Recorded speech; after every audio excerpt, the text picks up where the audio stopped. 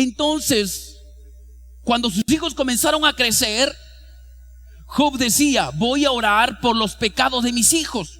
Entonces, cuando Job decía que voy a orar por los pecados de mis hijos, porque a veces nosotros sabemos que cuando los hijos comienzan a crecer, suelen siempre, hermano mío, escuche bien, por la concupiscencia que está dentro de su corazón, siempre se inclina al pecado.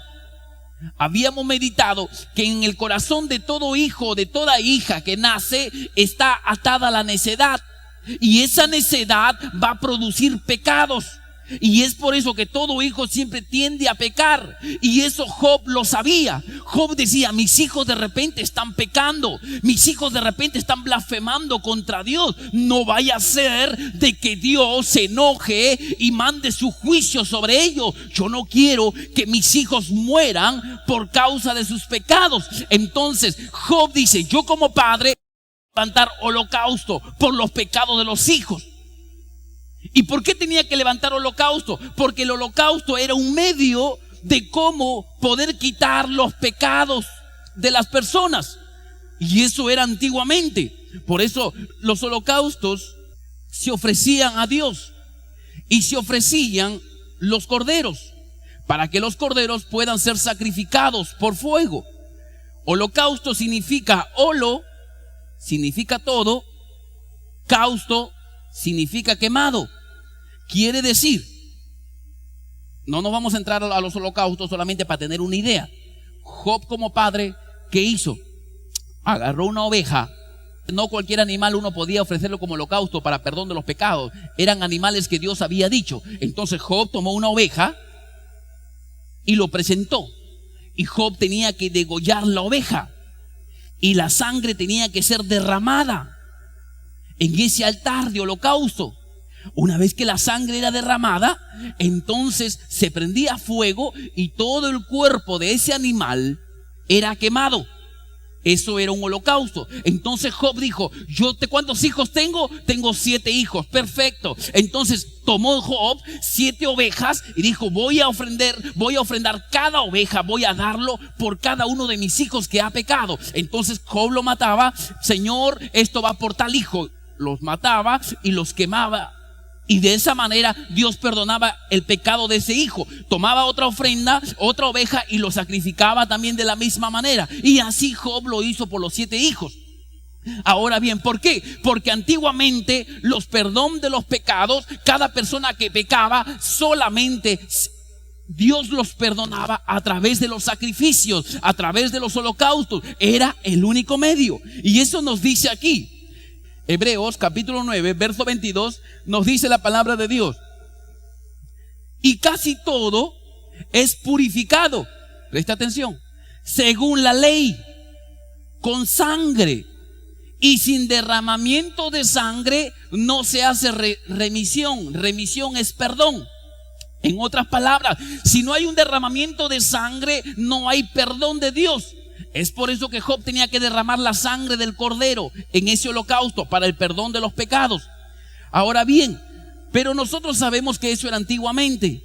Ahora en nuestros tiempos, hermano mío, claro está que ya no tenemos que tomar una oveja y sacrificarlo a Dios, porque nuestro Señor Jesús, Él mismo, se ofreció como cordero sin mancha, se ofreció como un holocausto, como un sacrificio por los pecados de todos nosotros. Hebreos capítulo 9, verso 14 nos dice las Sagradas Escrituras de la siguiente manera: cuanto más la sangre de Cristo, el cual mediante el Espíritu eterno se ofreció a sí mismo sin mancha.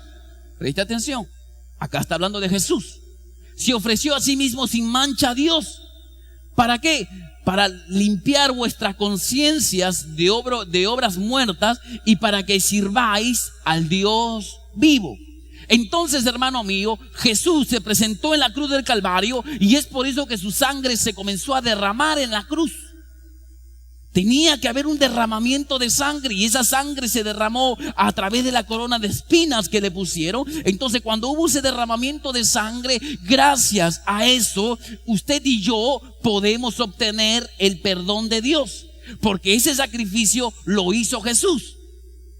Ahora bien, eso lo vemos aquí en Efesios capítulo 1, verso 7. Vamos a avanzar rápido. Mire, ¿en quién tenemos redención? Por su sangre. La palabra redención quiere decir rescatar, librar. En otras palabras, ¿en quién tenemos el rescate? ¿En quién nos ha librado? Por su sangre. El perdón de pecados, según las riquezas de su gracia. ¿Se da cuenta? Entonces vemos, hermano mío, que aquí nos habla acerca del perdón de nuestros pecados. Primera de Juan capítulo 1 verso 7. Pero si andamos en luz, como Él está en luz, tenemos comunión unos con otros. Y sigue diciendo, y la sangre de Jesucristo su Hijo nos limpia de todo pecado. Ahora yo le pregunto aquí, ¿de qué está hablando aquí? ¿En qué tiempo está hablando el verbo limpiar? ¿En el pasado, en el presente o en el futuro? Está hablando en el presente. En el pasaje anterior estamos hablando, dice que nos perdonó. Está hablando del pasado.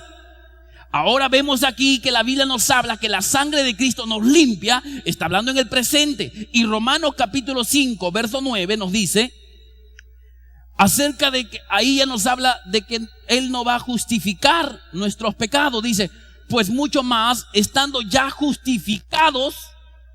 ¿De qué está hablando aquí? Del futuro. Por eso dice, pues mucho más, estando ya justificados en su sangre, por Él seremos salvos de la ira de Dios. Nótese que la sangre, hermano mío, derramada de Jesús en la cruz del Calvario, ese sacrificio, ese holocausto que Cristo lo hizo en la cruz del Calvario, nos habla acerca del pasado, del presente y del futuro. Cada verbo está en estos tiempos. Entonces sabemos que la sangre se ocupó de nuestro pasado, nos limpia de nuestros pecados actuales y también nos va a justificar. Entonces es por eso que Job, como padre de 7 hijos, logró limpiar también los pecados de los hijos a través de los holocaustos que hizo por cada uno de ellos. Entonces, eso quiere decir, pastor, que yo también puedo interceder por los pecados de mis hijos. Claro, usted como padre o usted como madre, querida hermana, usted puede interceder por cada uno de los pecados de sus hijos. Tal vez ya no ofreciendo holocaustos, matando un animal, sino a veces nosotros como padres, dice la Biblia que uno se presenta como un sacrificio vivo delante de Dios. Y cuando yo comienzo a sacrificarme, escuche, y el sacrificio yo me refiero a usted.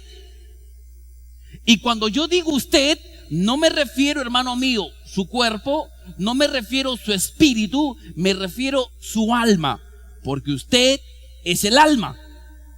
Entonces, quiere decir, pastor, que yo tengo que sacrificar mi alma. Así es.